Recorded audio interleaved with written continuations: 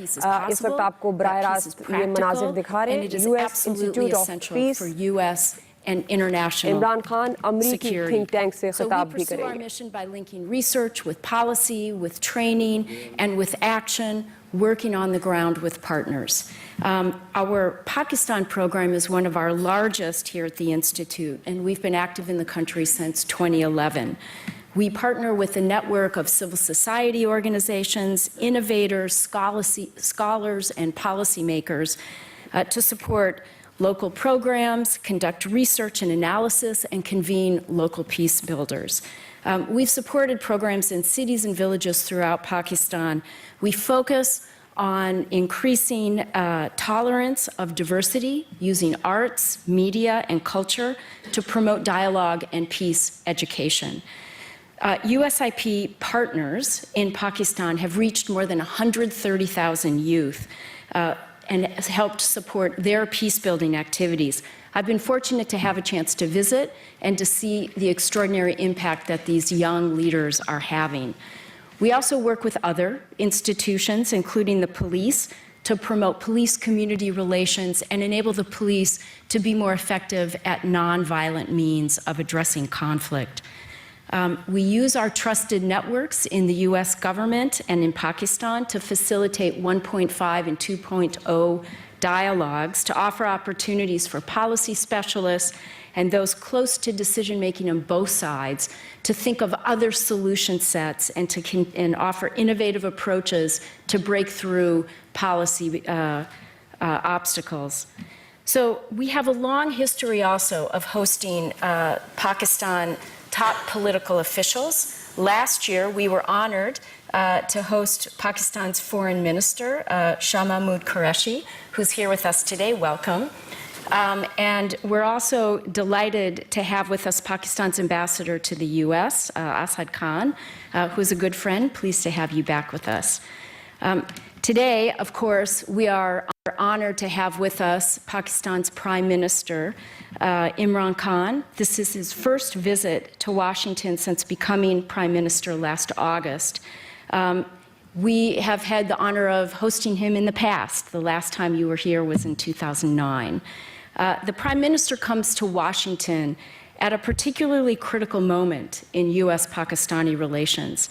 And yesterday, hopefully we'll hear more about it, he met with President Trump for the first time to discuss cooperation between US and Pakistan. So today we thank Prime Minister Khan for the opportunity to hear his insights into developments in Pakistan and what we can expect from Pakistan on the international stage. After the Prime Minister's opening remarks, I'll host a moderated discussion with him and then take questions from the audience. We have people circulating with note cards. Please write down your question and pass them in to a US volunteer, and we'll also be taking questions from online. And with that, please join me in giving a warm welcome to Prime Minister Imran Khan.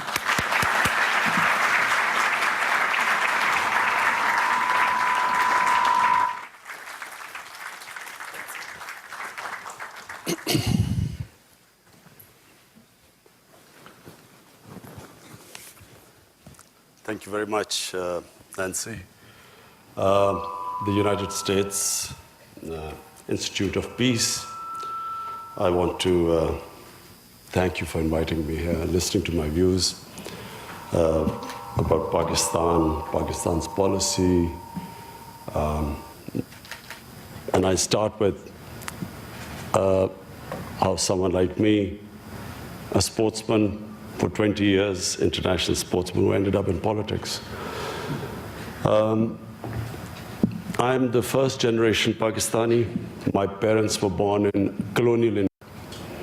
I was the first generation who grew up in an independent Pakistan.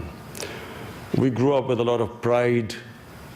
My parents reminded me always how awful it was to live in a colonial, in a country where you didn't have your freedom. So I valued the freedom of being in an independent country. And we took great pride when Pakistan started growing rapidly in the 60s. It's not used to my voice. I think it's too heavy for it. In the 60s, Pakistan was the fastest growing country in the whole region. Pakistan was a country which gave us hope. We grew up feeling that this is a country with a destiny. And then things started going wrong from 70s onwards. And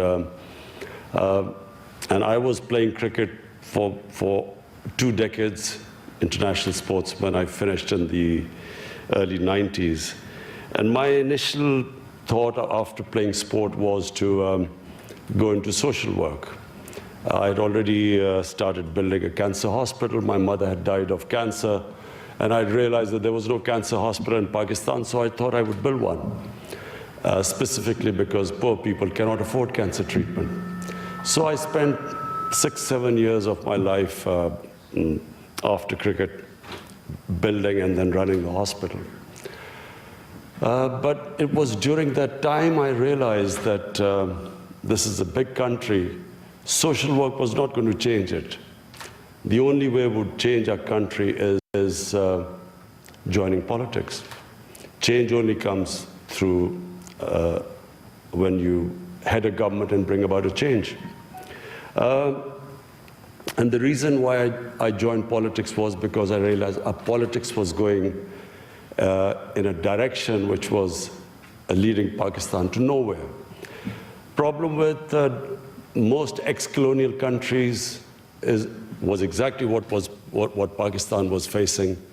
If you look at Africa, you look at the independence movements in Africa, and then the leaders who came from the independence movement, once they assumed government, a similar pattern took place. The moment they got power, they used power for benefiting themselves. Corruption was the main reason why countries could not reach their potential. And Pakistan was exactly that country which in the 60s, while was taking off, from 80s on, taking money from the government was nothing wrong with it, because it was not your government. It was a foreign government which was ruling over you. So if you evaded taxes, there was, you were not doing anything wrong. And similarly, corruption. So I formed my party, as I said, in 1996.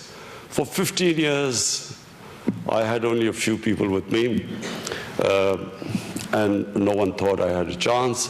But then people began to understand what I was saying. So the party then began to take off about 7 years ago.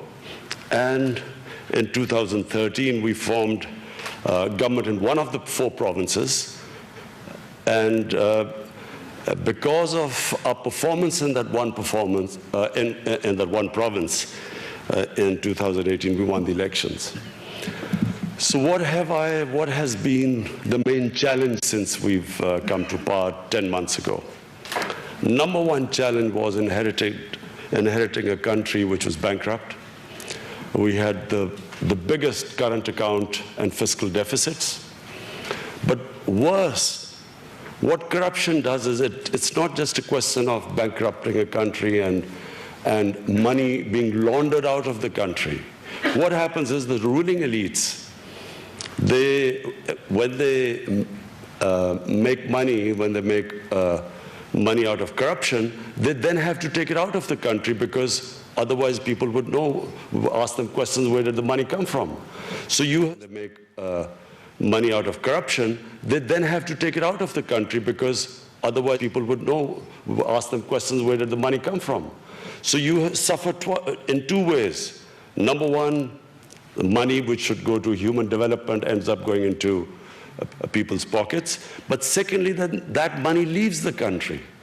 And in my opinion, which I spoke to President Trump yesterday, the biggest problem that the world faces is about $1 trillion leaving developing and poor countries and either going into offshore accounts, or they end up in Western countries. And this is impoverishing, this is causing more deaths than through terrorism, than through drugs. The amount of people dying of hunger and disease, lack of education, not having clean drinking water, is because of the ruling elites and developing world taking that money out and parking it into, as I said, offshore accounts or Western countries. So we faced a similar situation. We had the biggest current account deficit and fiscal deficit. But the other aspect of corruption is that in order for the ruling elites to take money out, they have to destroy the state institutions. Because if the institutions are strong, they would not be able to take the money out. For instance, if your anti-corruption body is strong, if your justice system is working, is robust, if your taxation department, like equivalent to the Indian revenue here or the IRS here, if these institutions are strong, you cannot take money out of the country. But that's the biggest damage these corrupt ruling elites do to developing world. They destroy these institutions. So, you can recover the money, but what you can't, to build institutions takes time. So the biggest challenge we have faced since we've been in power is trying to build the state institutions. And, we have succeeded, we have turned around various institutions, but it is a slow process. The relationship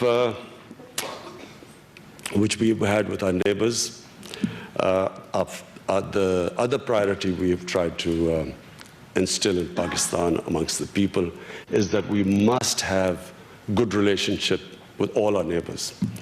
Because Pakistan at the moment, most of all, needs stability. We need stability for economic progress. We need peace. And so for peace, we need to have a good relationship with our neighbors. So first was me trying to reach out to India. India is, a country which we've had turbulent relationship with. But unfortunately, because of one issue of Kashmir, whenever we have tried, whenever relationship has started to move in the right direction with India, some incident happens, and that's all related to Kashmir, we go back to square one. And so I reached out to my counterpart in India, the Indian Prime Minister, assured him that, you come one step towards us, we will go 2 steps towards you, because the biggest problem India and Pakistan face is poverty. And the best way we can reduce poverty is if we start trading with each other. The next was Afghanistan. We again have had a difficult relationship with Afghanistan. And so we have reached out. I have invited President Ghani to Pakistan. And, it's a sort of long story, but we are moving towards, fortunately, we're all moving towards the same direction. There's a convergence now in Pakistan, in the US, that there is no military solution in Afghanistan. So we're all working towards the peace process.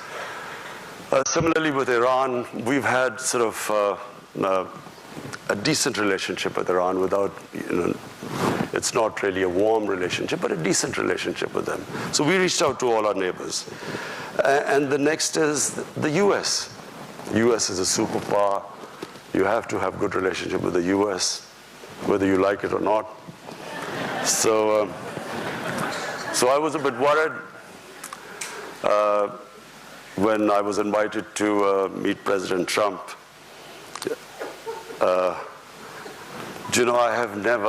I've been in limelight public life for 40 years. And sort of when I've gone to meet people who are famous or well-known or in power, you normally get advice that, what you should do, what questions you should ask when you meet them. But never in my life have I had so many suggestions before I was going to meet President Trump. Inundated. And I have to say that it was one of the most pleasant surprises, not just for me, for my delegation, The way, the hospitality, the way he, straightforward, charming way he treated us, so we were all blown over. We loved the meeting with the president yesterday. But above all, we decided on how we will now have a close relationship between Pakistan and the US. How we will now ensure that there is no communication gap. The period from 2003 or 4 to 2015 was the worst in the relationship between Pakistan and the US. Pakistanis felt that they were fighting the US war. It was, no Pakistani was involved in 9/11. Taliban were in Afghanistan, Al-Qaeda was in Afghanistan, but Pakistan ended up involved in that war. And we lost 70,000 people. We lost over $100 billion lost to our economy. And yet, there was mistrust. Pakistan felt it was doing its best. It could have stayed out of the war. And yet, Pakistan participated in the war, and Pakistan took a battering. There was a point when people like us thought, are we going to survive? Because there were suicide bombs going on every day. There were no sports team used to visit Pakistan, forget about investors. And so we passed through a terrible period, but at the same time, the US thought we weren't doing enough. We were playing a double game. So that was, in my opinion, the worst. It was the worst phase between the relationship between US and Pakistan. I was one of those, and I came here, I think in 2009, and I tried to explain to people here that there was no military solution in Afghanistan. I met, then Democrats hadn't come into power, the elections hadn't happened just before President Obama won the elections. I tried to explain I had a meeting organized, there's Dr. Ikram here, he organized a meeting with Joe Biden, John Kerry, Harry Reid, towering figures of the Democratic Party. And I sat there and tried to explain to them the history of Afghanistan, of Pakistan's tribal area, and tried to explain to them that there will be no military solution. But I realized they had no idea. People in the US had no idea about the history of Afghanistan and the sort of conflict they had got involved in. And fortunately, this time, everyone knows, people understand. So why do I think that we will now have the very best of relationship with the US? Because we are all on the same page. Previously, Pakistan army was supposedly fighting for the US, this war on terror, but the US did not think we were doing enough. And in Pakistan, we thought we had gone out of our way. This time, the Pakistan state, our security forces, the United States, all of us are on the same page. That peace in Afghanistan can only take place through a political settlement, through dialogue. So we are all now working on getting the Taliban to talk to the Afghan government. They're already talking to the US. And we hope that this will eventually lead to a settlement. Not easy. It's not going to be easy because there's no centralized Taliban command. It's a devolved movement. But we feel that if we all work together, we feel this is the best chance of there to be peace in Afghanistan. Apart from that, domestically, just one final word before I take your questions. I've struggled these 23 years to get into power. Most of these, as I said, in political wilderness. I was not fighting political parties. I felt I was fighting a mafia.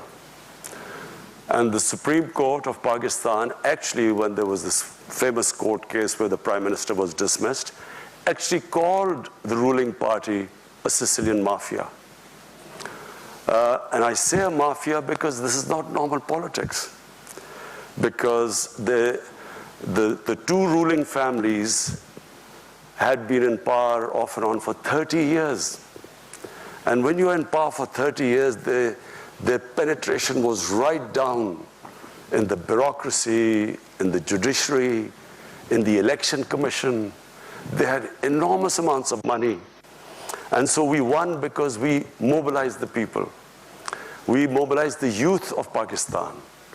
We were very fortunate that Pakistan has 60% of Pakistanis are below the age of 30.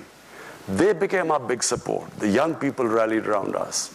And it was the biggest public movement in Pakistan in the last 50 years.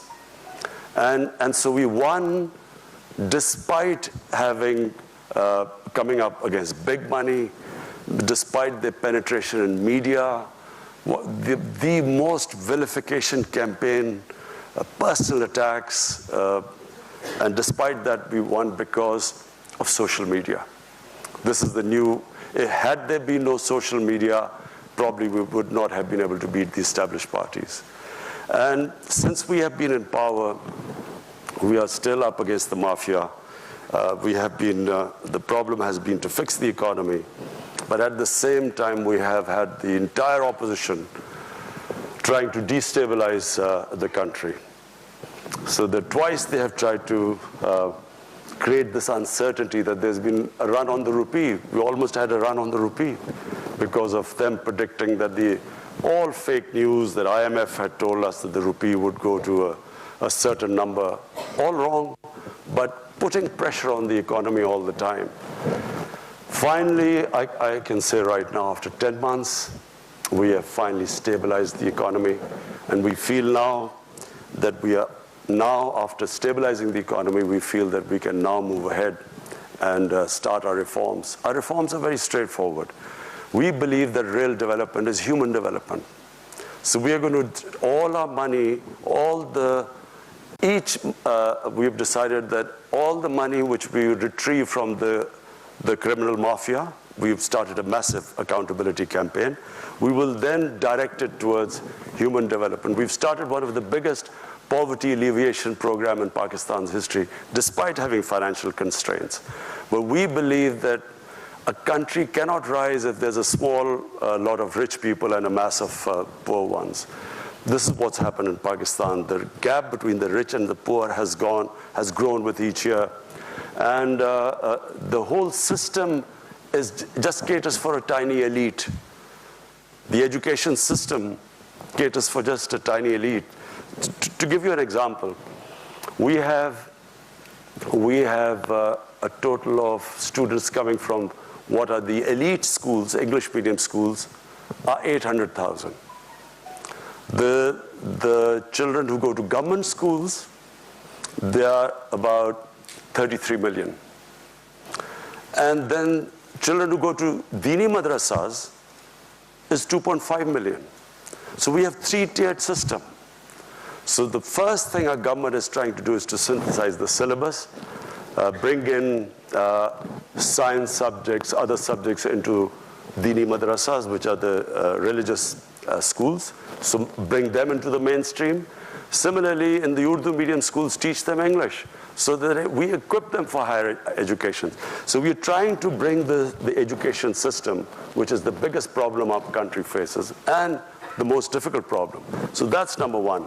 Secondly is the Pakistan taxation system. We have the lowest tax GDP ratio in the world. We have, out of a population of 210 million people, we have only taxpayer, barely people, 1.5 million people pay taxes.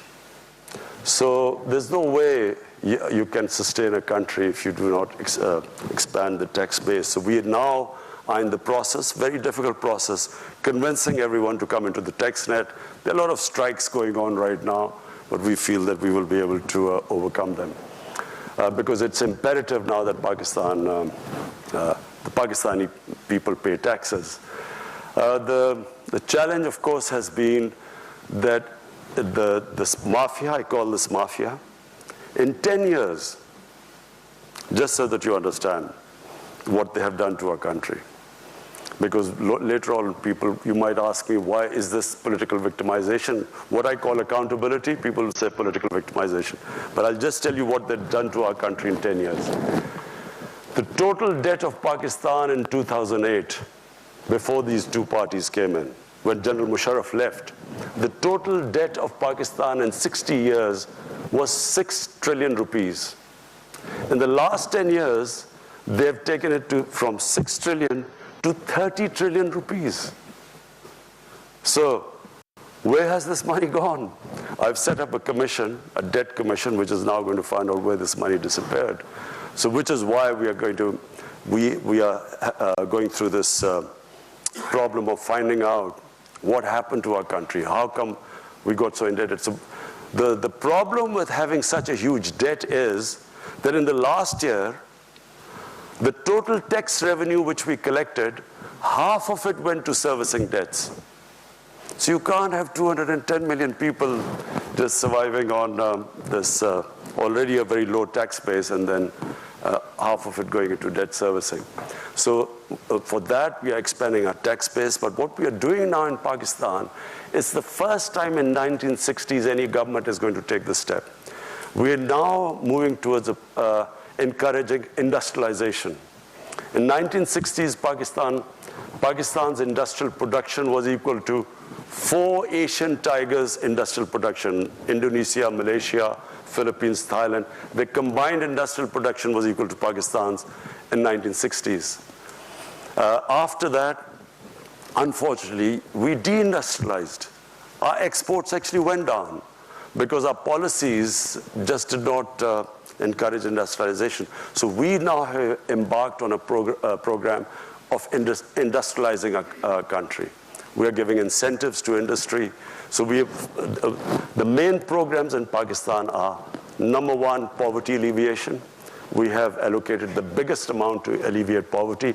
Any money retrieved from these big crooks will go straight into the poverty alleviation program. Secondly, industrialization. We are now encouraging our industry, specifically export industry. We have trade agreements, one with China where we hope that we will be able to free trade agreement with, a preferential trade agreement with China, where we hope to export our stuff to China. China has imports of $2 trillion. So industrialization. And third is agriculture. Pakistan is basically an agricultural country, and we are hoping to get technology transfer from Europe, from China.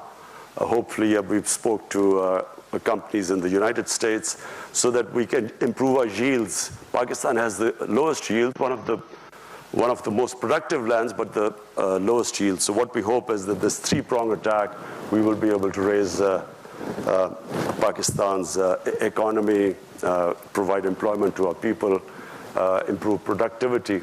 So this is basically where we are headed. Thank you.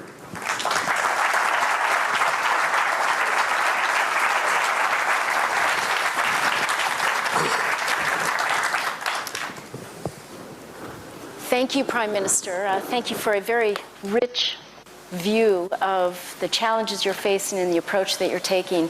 I wanted to start, you gave us a taste of your meetings yesterday with President Trump, and in the past you've spoken also about your commitment to take a different approach to U.S.-Pakistan relations than previous Pakistan leaders. And I'm curious if you wanted to say a bit more about what is the difference with your approach, and how's that resonating during this visit in Washington, and how do you see the future between U.S. and Pakistan?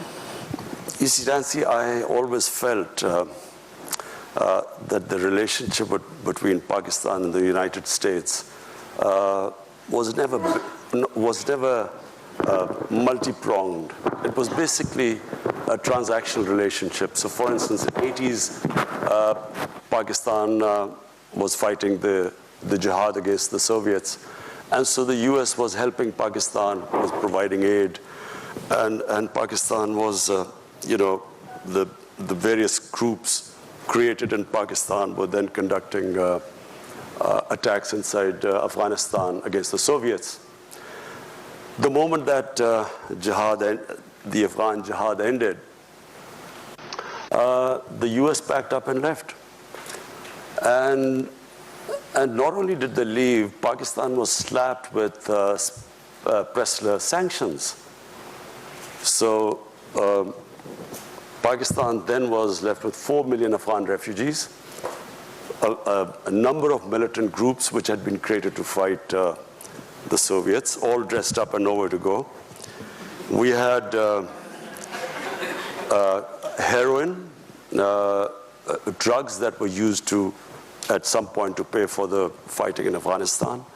So Pakistan, then first time we had these sectarian attacks and sectarian militant groups, which were first time we heard of sectarian attacks inside Pakistan.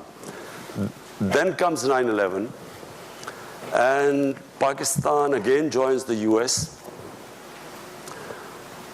I was then, I only had one seat in parliament at the time, and I remember when General Musharraf was consulting all of us that the US wants us to join them in the war, I opposed it. I thought Pakistan should stay neutral. And I'll tell you why I thought Pakistan should stay neutral. We had created these jihadi groups in the 80s. We had indoctrinated them in the idea of jihad, that foreign occupation in Afghanistan, it was a religious duty to fight them. So all these groups, including Al-Qaeda, had arrived in Pakistan. Now comes 9/11, then the US invades Afghanistan. And now we are trying to tell these same groups who had close links with the Pakistan army, because they were created by the Pakistan army, now we are telling them that no, it's because the good guys are there, it's no longer jihad. Now obviously, a lot of them turned against the Pakistan army, because Pakistan army was then trying to neutralize them. So what we went through, and I just briefly mentioned earlier, it was the worst time in our history. These groups turned against the Pakistan army and the state of Pakistan. And not only that, there were linkages between, clearly there were linkages between these groups and the Pakistani security forces, because they had created them. So we had insider attacks, we had, the GHQ was attacked, generals were killed, ISI headquarters were attacked. The army, at one point, the army could not go into the cities in military clothes or with military cars. It was that bad at one point. And then, of course, the second thing was the tribal areas. We should never have sent army into the tribal areas, because the tribal area per capita was the most weaponized area in the world. For people who don't know, tribal area is the border between Afghanistan and Pakistan. It was always an autonomous area. The British never occupied it during their rule since 1890. So it was an autonomous area. It ran by its own rules. So in 2004, under pressure from the United States, Pakistan army went into the tribal areas to flush out Al-Qaeda. Now, what happened was that when, after Tora Bora in Afghanistan, few of the Al-Qaeda moved into the tribal areas, which were semi-autonomous. So when they sent the army in, armies are not meant to go into civilian areas. Whenever you send your army into civilian areas, you can ensure that there will be human rights abuses, there will be collateral damage, there will be innocent people killed, because there's no army there. They're just guerrillas operating from villages. So, the collateral damage created what became the Pakistani Taliban. There was no Pakistani Taliban before. So we then had the people of tribal areas suffered. One point there were these militants, the other side was the Pakistan army. Half of the tribal area was then internally displaced. The damage, we still haven't, the amount of damage done in the tribal area, we still haven't got the resources to compensate them. So basically the country went through hell. In my opinion, we should have stayed neutral. That way we would have had control over these militant groups, and we could have in our own time neutralized them. But because we became a part of the US war, they turned against Pakistan. And so now what I feel, there was a watershed in Pakistan, in Pakistani politics. In 2014, the TTP, the Pakistani Taliban, they slaughtered 150 school children in what was called the APS, the Army Public School. There was a reaction within Pakistan. All the political parties then signed a paper called the National Action Plan. And we all decided after that that we will not allow any militant groups to operate inside Pakistan.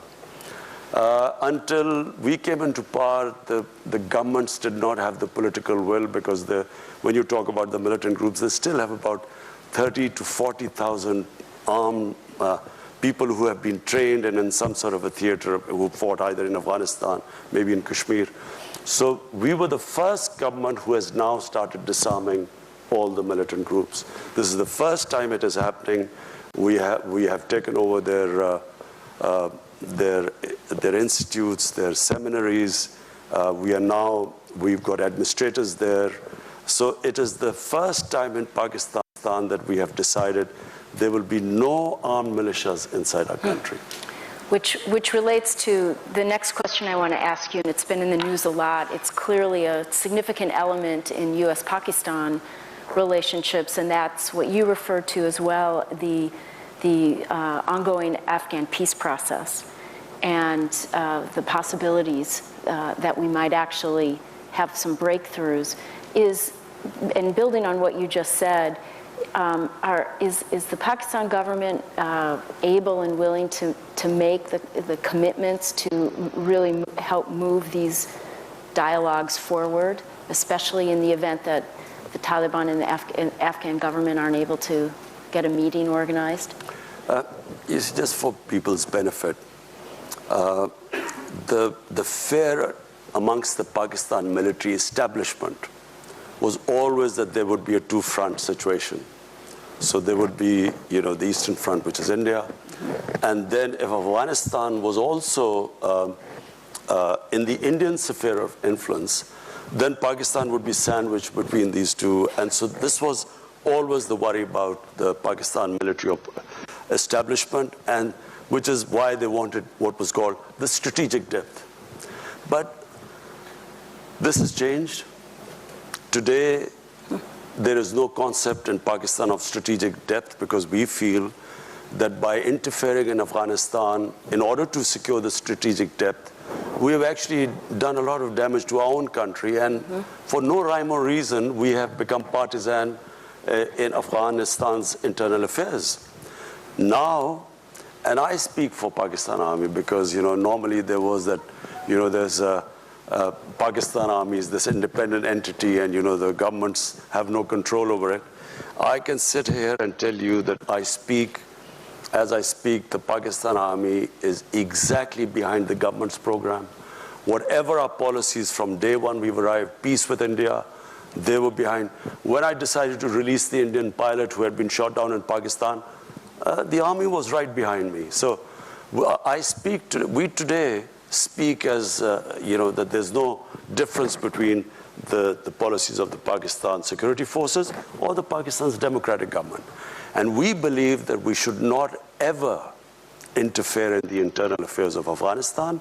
Let the Afghans decide what they want, what sort of government they want, and we should facilitate the peace process. So this is the big difference now. Okay. We are all on the same page, and fortunately now that the United States is on the same page too, because, after, the Einstein's definition of madness, trying to do the same thing over and over again and expecting a different result, 19 years of conflict. And if they had gone, thank God for President Trump, I mean, this could have gone on for another 19 years without any result. But it sounds like you're willing to use your leverage with the Taliban to facilitate the peace process, you see, which is a big welcome change. The Taliban delegation wanted to meet me a few months back, and when I became the Prime Minister. And it's because I always maintained that there was no military solution, while everyone else in Pakistan's political spectrum kept sort of agreeing that there was some military solution. So because of that, I had a certain amount of credibility amongst them. They wanted to meet me, but the Afghan government at that point did not want me to meet them. So I did not meet them, but now when I go back after meeting President Trump, and also I've spoken to President Ghani, now I will meet the Taliban and I will try my best to get them to talk to the Afghan government, and so that the election in Afghanistan must be an inclusive election where the Taliban also participate in it. Great, thanks. I want to ask something that's very important to people here, and that is the view that in Pakistan, censorship and harassment of the press, of activists and dissenting voices, of women, is on the rise. And you just spoke very eloquently about a new Pakistan, talked about the inequalities that have plagued the economy. And I'm curious, what are your thoughts and commitments about also protecting the pluralism and the freedom of speech and of the media that's so important to a democratic Pakistan? Just let me say one thing. My government, and time will prove this, will be the most inclusive government in Pakistan ever. We will try, we have already now ensured full protection for our minorities. We have, I won't go into details, but there's one element where we still have a problem. But what we have done, no government has done before. And I'll give you an example, that there was this case of Asia Bibi. She was this Christian woman who was jailed, and no judge would try them because of blasphemy, and because of the strength of one particular group, which had the previous government was held hostage by the group. They came in and they literally blocked the roads, and people were scared of that group. So when the judgment was given to free her by the Supreme Court, the same group then threatened.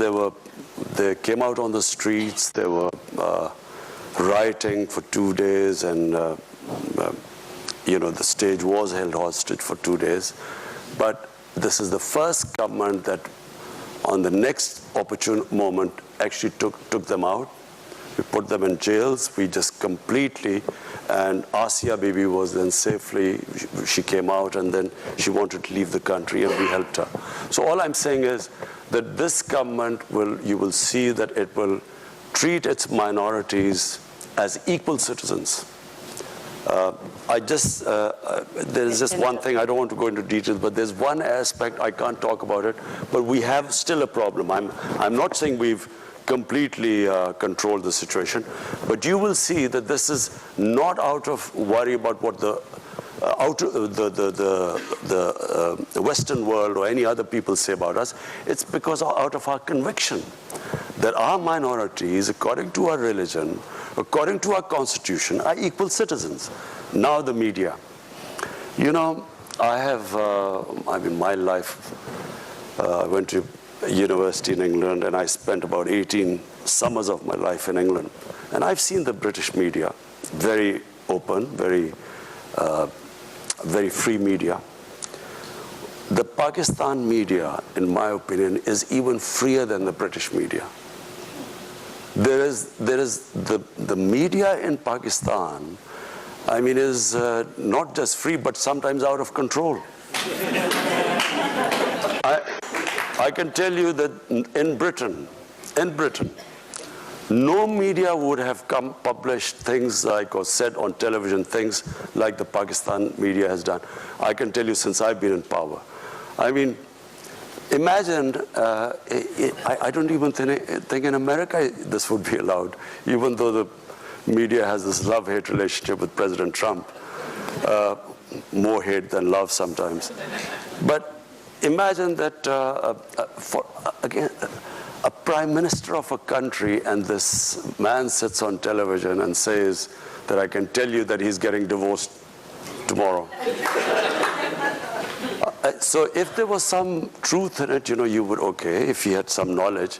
But there's only me and my wife living together. Where did he get this information from? But this sort of thing, in the olden days, I can tell you that this guy would have been beaten up. Nawaz Sharif's time, the previous prime minister, he had journalists beaten up. Asif Zardari, people were petrified of him. People would disappear. In my time, I went to the legal channels, I reported it to the media, I went into the court. All I'm saying is that what the media in Pakistan is, you will not find a media like that. And I remember the previous ambassador to Pakistan, him saying that the media was out of control. So what we need is to control the media, and not through the government, but through a media watchdog. At the moment, there are 2 or 3 things the media did. One is that they started reporting wrongly that the IMF had said that the rupee would fall, to a number they quoted. There was a run on the rupee. Who would do that? First, you're fighting in the biggest economic crisis in your history. Second, you have media coming up with this false news about causing a run on the rupee, or the finance minister's change, and so on. So I feel very strongly that we will strengthen the media watchdog. It is not censorship. We will strengthen the media watchdog. But there are 70 channels or 80 channels in Pakistan. Only 3 channels reported that they were having some problems. So we have a whole afternoon's worth of questions for you. But before I go, I just need to ask you one last question. It's very important for USIP's mandate, and that is the number of international NGOs that are raising concern about the increased difficulty of working in Pakistan. And, fully understanding that the government has a role in registering these groups and in regulating the space, many of them are complaining of the arbitrary process that ultimately is hampering very genuine efforts to work in partnership with Pakistani organizations and the government, and examples of forced expulsions. Is your government committed to addressing this issue? It's been going on since before you took office. And I think there are hopes that you might be able to do something to make it a more transparent and fair process.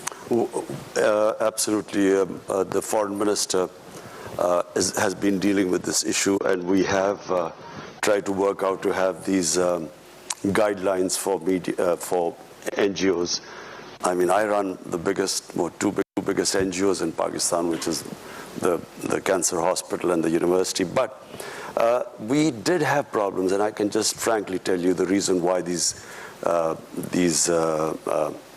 restrictions came. There was an issue of Shakil Afridi, who was working for a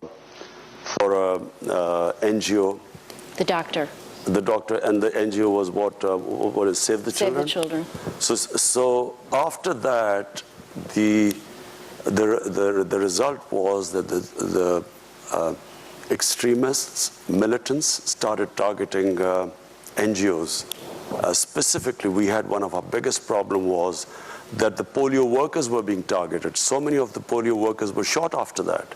So after that, we are trying to streamline it, make sure that this doesn't happen again, because that affected the activities of other NGOs. In fact, one of the NGOs gave a statement condemning that NGOs should not be allowed for espionage or that sort of stuff.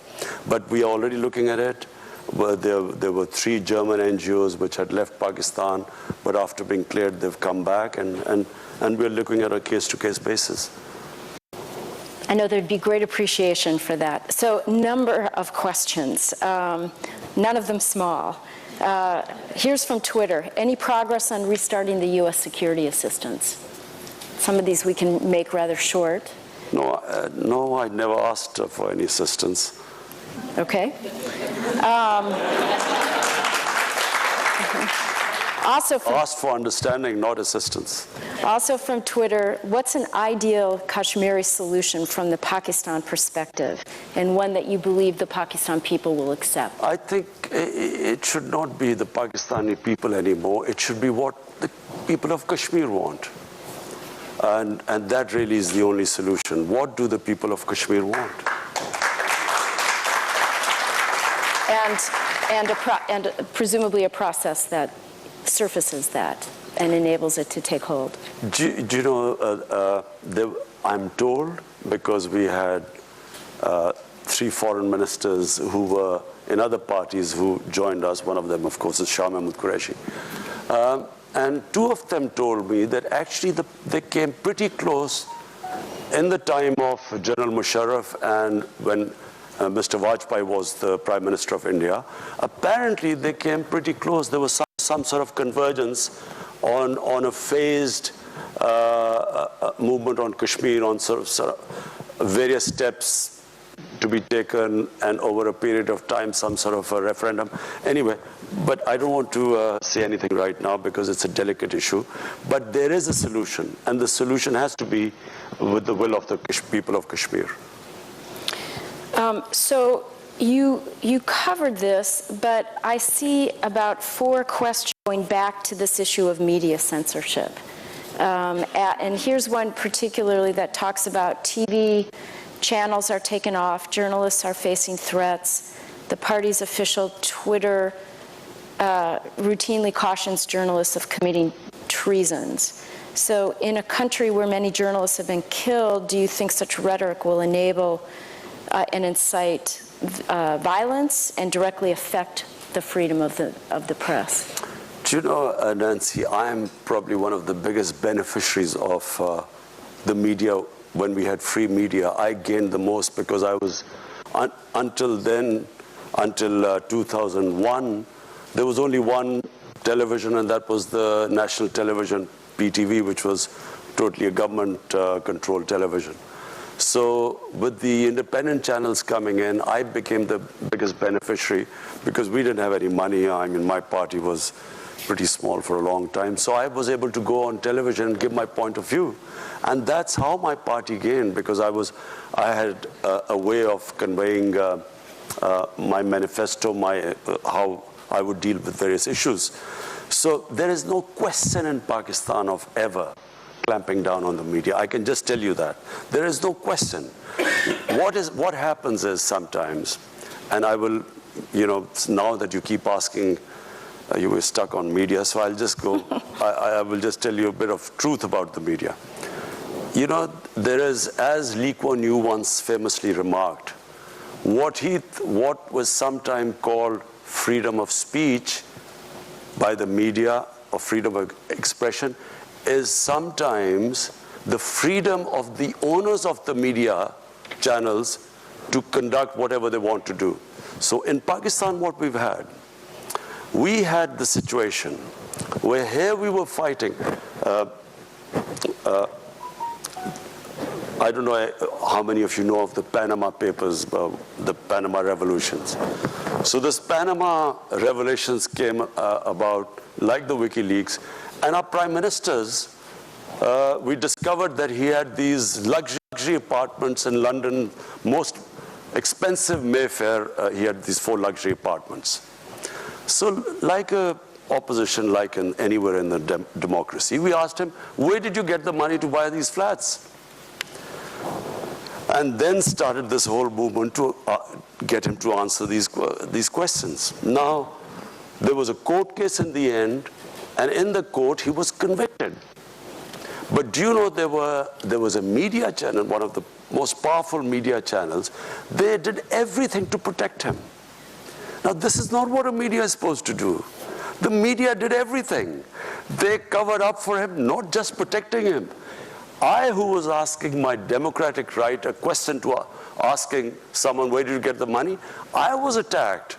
Personal attacks. I mean, the sort of attacks I faced, no political leader I challenged, no political leader would have gone through the sort of personal attacks they went, because, they couldn't attack me on my on integrity, so they went on these personal attacks. So this is not normal for media to do this. Media is not supposed to do this.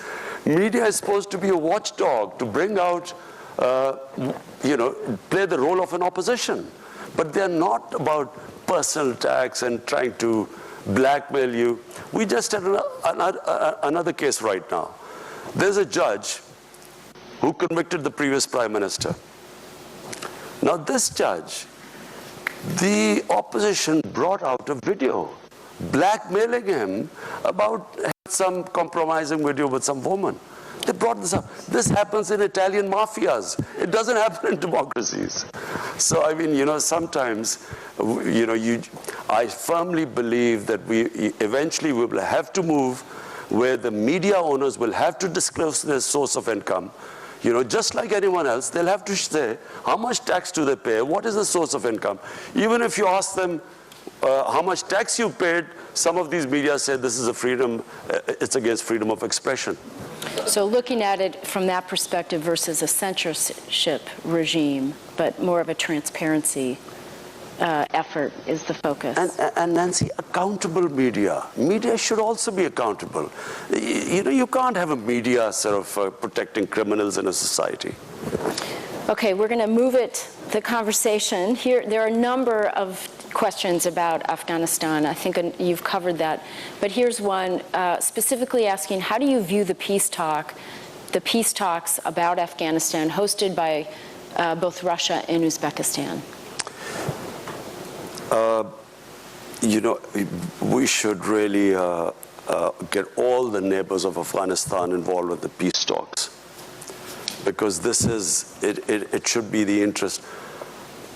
Pakistan, the United States, and Afghanistan. These three countries today are the most interested in having peace in Afghanistan. But not all neighbors are interested in peace in Afghanistan. Because, for various reasons, other countries have their own agendas. So I firmly believe that the US should try and co-opt as many countries as possible. Because there will be people who will be trying to, put a spanner in the works. And so if the neighbors are all involved, there's a much better chance of the talks going smoothly. And speaking of neighbors, there's a question saying and you mentioned this in your opening remarks, what role can Pakistan play in easing the rising tensions with Iran and a number of other countries, including the United States, without damaging some of your other relationships? How are you thinking about that? You see, Pakistan is, we're really indebted to Saudi Arabia, we're indebted to UAE, because the way they came forward, when we were confronted with this, when we took over government, we only had 2 weeks of foreign exchange reserves. So we were staring at a default. And these countries came forward to help us, and so we are really indebted to them. But my worry about Iran is, I'm not sure whether all the countries realize the gravity of the situation if there's a conflict with Iran. People don't understand, this is not going to be the same as Iraq. This could be much, much, much worse.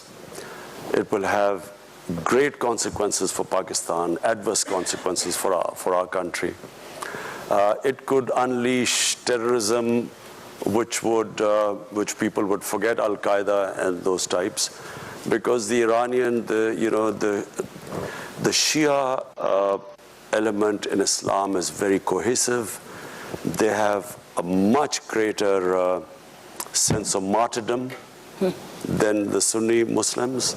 The battle might be quite short if it goes ahead and bombing airfields and so on.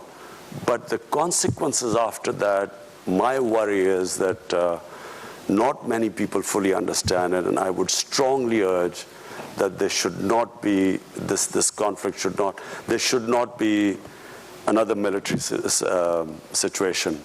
Pakistan has already suffered. I said, what we went through these last 15 years, the last thing we want is another conflict on our borders. And we would do anything. I mean, if any role Pakistan can play in this, we have already suggested this to Iran. Until recently, Iran was willing, but then when somehow I felt that Iran is getting very desperate, and I do not think they should be pushed into a situation where this leads to a conflict. Another question via Twitter.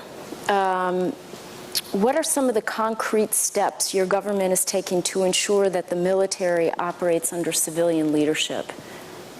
Something you alluded to in your earlier comments. You see, in Pakistan, we had 3 martial laws, and the last one was General Musharraf's. I think General Musharraf's martial law was a watershed in Pakistan, in the sense that there was a opinion across the board that when you have bad democracy, the answer is not to have a military government. Because the military government comes in, it's like curing cancer with disprin. For a while you feel good because they are organized, it's an organized institution. But eventually, you end up in even a worse situation, because then democracy starts all over again. And what we need in Pakistan now is an extended run of democracy. And I really do believe that the democratic evolution of the country has reached a point where now we will go towards further democracy. I mean, us winning the election is who would have thought we would have won an election against these? How many times in a 2-party system has a third party broken through? It's unheard of. I mean, nowhere in the world does a third party break through. We broke through because of social media. We actually, despite the official media sort of not giving us that sort of coverage, all the opinion polls were that we would not make it. But it was the social media and the young people who came out and made us defeat the 2 established parties. And I think the process will keep going on. I think that in Pakistan, people have tasted freedom. They understand, the power of the vote. In fact, social media has actually democratized the whole world. Everyone now has, they have Twitter, everyone can participate. That's how we're getting questions. Yeah. Well, I have 2 related questions on that I think build on the vision that you just articulated. And the first is, what will the government do to address closing space for civil society? And how does that fit into your vision? And closing space for civil society and activists. I don't understand. How is the government? Well, I think You're closing space for civil society? There's another question about Gulale Ismail and other activists. You're talking about PTM. PTM. Yeah, that's PTM. It's called civil. I think they're saying it's a broader civil society question, but it's related to PTM. Look, all these years I kept saying, when Pakistan, I stood up in the National Assembly in our parliament in 2004. I objected to the Pakistan being sent into our tribal areas. No one understood the tribal areas. The only reason I understood the tribal areas is because some 30 years back, I wrote a book on the tribal areas. I did a travel book. I went all over, and I understood the tribal areas. As I said, it is one of the most weaponized per capita area in the world. It's a most devolved democracy. Every village is an independent entity, and so they have never allowed outside interference to come into the tribal areas. So when Pakistan Army was being sent there in 2004, I stood in the parliament, tried to explain to them that the greatest number of losses when the British were ruling India, they suffered the greatest number of losses in Waziristan, which is tribal area. So we should never have sent army there. Whenever you send an army into civilian areas, there are massive collateral damage and massive casualties and destruction. So all the time when I was speaking out against this, I was being called Taliban Khan. I was being called pro-terrorist. General Musharraf, I remember, in a meeting said that I am a terrorist without a beard. And so once this whole thing was over, this young Pashtun movement started. And this Pashtun movement was correct, what they were saying. The area was devastated. The people of the tribal areas, I mean, half of them were internally displaced. Their shops were gone. Most of them relied on livestock. Livestock disappeared. The whole area was, as it is, tribal areas before 2001, 75% of the people were under the poverty line. So after this military action, they even went further down. So we had this young movement and movement stemming out of anger, and they, of course, they blamed the Pakistan army for all the devastation there. And we've just had elections in the tribal area now. We've just had, first time in Pakistan's history, the tribal area has been assimilated with Pakhtunkhwa, a province. And first time we've had election, and I'm very pleased to say that PTI won the election. But we have now injected the greatest amount of money in the tribal areas to develop it. Never has so much money been allocated for development there. But you know, the reason why there were problems was that the PTM leadership started attacking the army. And they kept attacking the army, and the last thing happened was that they actually, civilians charged an army post, there were few people killed, and that's why there were restrictions. But now it's settling down because we've had a peaceful elections in the tribal areas. So I think we will now move on. Yeah, I think the question was probably triggered a bit by the New York Times article about the harassments and arrests of this Gulale Ismail family and friends. I wish that they would, the New York Times would also take the other point of view. Now I'm sounding like President Trump.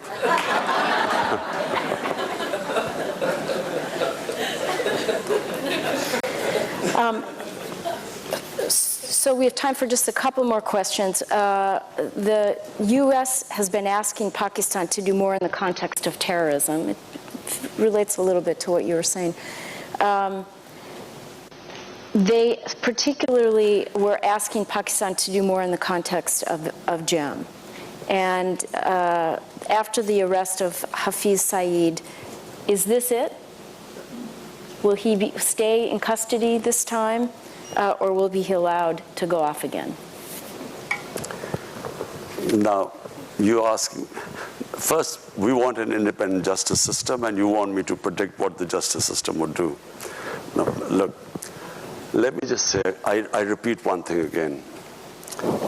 It is in the interest of Pakistan that we do not allow any armed militias in our country. We have suffered.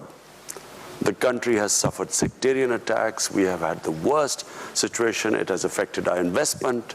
Pakistan has not, it has destabilized.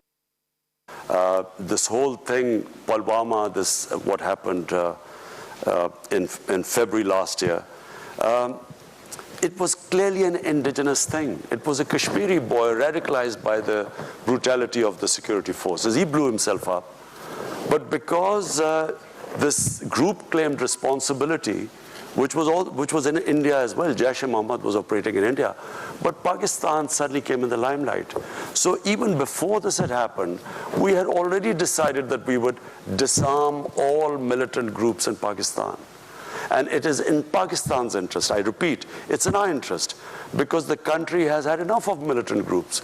You know, we had ethnic groups, militant groups. We had, in Balochistan, we still have militant groups operating. Then we had these various religious groups. So there is a decision now, and by the way, it is across the party. Every political party has signed the National Action Plan. Pakistan is now determined, and you know, normally it was said that the security forces patronize the groups. The security forces, we would not be disarming them if the security forces were not standing behind us. You cannot disarm because the police is incapable of disarming these groups. They are trained. I mean, they have These people have experience of fighting in Afghanistan, some in Kashmir. The police cannot go after them. So it's the army that is helping us disarm all militant groups in our country. Mr. Prime Minister, you have been very generous with your time. We have so many more questions that we won't be able to get to. Thank you, everybody, for your questions. But before we close, I want to ask one last question, which is, this is your first visit here as Prime Minister. We have a very distinguished audience here of policymakers, people in and out of government, people who care deeply about the U.S.-Pakistan relationship. What final message would you like to leave as a closing thought for everyone? I would like to, my message from my trip, first trip as the Prime Minister to the U.S., I would like to have a relationship between the two countries of mutual trust. I would like to have a relationship as equals of friendship, not as it has been before, that where Pakistan has sort of been, you know, it's like Pakistan wanting aid from the US, and then as for aid, Pakistan is expected to do certain things. The reason why I'm happy leaving the US this time, because we have a relationship now based on a mutual interest, which is peace in Afghanistan. And, you know, if someone asked that, will you get this funds? I hate the idea that we would be asking for funds, not US, from anyone. Because aid has been one of the biggest curses for my country. What it has done is, it has created the dependency syndrome. We have become, you know, when I went on my first trip to Saudi Arabia, I came back, what have you got from there? As if I'd gone there to beg for money. And I think it's humiliating for a country. Countries rise because of self-respect and self-esteem. No countries rise by begging and borrowing for money. So my relationship with the US would be, I would like a relationship with, a dignified relationship with the US, where never again should we ever have that humiliating phase.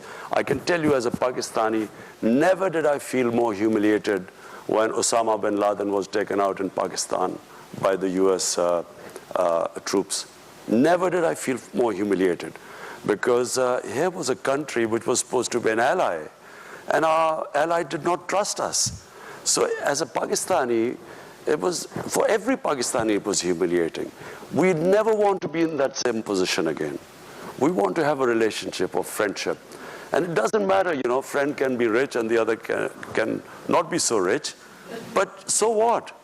You know, it's about a dignified relationship, and that's what I hope to have with the US.